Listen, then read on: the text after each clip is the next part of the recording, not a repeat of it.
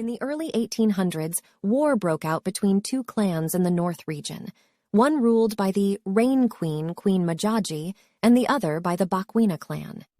The Rain Queen ruled a large portion of the land called Sekotifala, but did not have enough food nor skilled people to farm.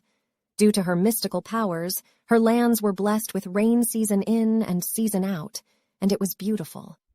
Bakwina tribes were very skilled in farming and herding, but their land was cursed with hellfire to a point that rain did not touch its grounds for centuries. The water in the rivers were boiling hot. The trees gave up on life. The heat was thought-provoking, and their cattle and other creatures suffered due to lack of water, and from the cries of thirst and hunger, they often crossed the border and ended up on the Rain Queen's territory. The Rain Queen's clan hunted the cattle and creatures for food and sport, which led to a war between the clans. The land ruled by Bakwina was named Bella Bella. As the war continued with no glimpse of peace, out of the blood and tears birthed by the war came a young lady, and her name was Šhela. She walked with authority. Short in height, dark brown skin, her eyes could imprison fear, and her hair was short, dark-shaded gray afro. She wore a leather-black armor like she just came back from war. She may have been a stranger to both clans, but when she spoke, they listened, and her words were cloaked in authority. She held peace talks with the leaders of both clans, and they came up with a solution to maintain the peace. The Rain Queen offered Bakwina clan rain in exchange for cattle and other creatures. Bakwina agreed to the trade, and peace poured down as the first drop of rain touched the ground of Bella Bella. Šhela was a mystery to both clans. They did not know what made them listen to her, nor where she came from. Some say that she used a long-lost forbidden magic. Some even say she is a god. Although they had suspicions, they knew that in order to maintain peace, they needed her power. They granted her the title of lawmaker who has authority in both clans. Those who opposed the peace were punished by her, and her name was known all over the region. Many feared her and did not dare to oppose her authority, but there was a council of powerful witches. The council feared that her authority would eventually overthrow their influence in the region. The council had 12 powerful leaders, which were called Hidden al-Sahara. The Rain Queen had 3 leaders under her command, and Bakwina also had 3 leaders who were members of the family.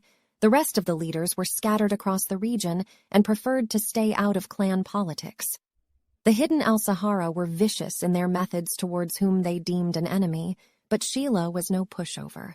The council sent one of their best assassins, known as the Vipers.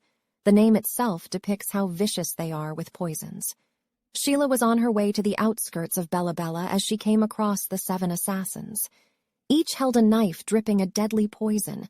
Not only that, the knives had a distinct carving of which Šhela recognized it to be a curse symbol.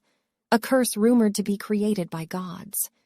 Even when she was outnumbered, she was not fazed by the bloodlust screaming out of the assassins. As the assassin surrounds her, she knew that one cut from the knives, she would be in danger. She took a step forward and quickly dodged one of the knives' lunge at her. She spoke a word, and wind blew from the ground up like a tornado. The assassin were repelled by the intense wind. One of the assassins lunged again, but was met with a ferocious wind that seemed to have taken a new form and will stop at nothing to protect its master. They tried to throw the knives at her, but nothing could get near her. She then spoke another word, and life was drained out of the assassins. She looked more annoyed, rather than angry, as she left the lifeless corpses behind and continued her journey. She took on every plot they threw at her and prevailed. The 12 finally stayed true to their name and hid themselves after a series of humiliating defeats by Šhela. Few years later, Šhela disappeared, and she was never seen nor heard of for decades. Tales of her were shared from generation to generation until one night in another distant region, rumors of someone who looked like her spread across the regions. Some say she appears where there are conflicts and lawlessness, but no one really knows where she came from and why she never ages.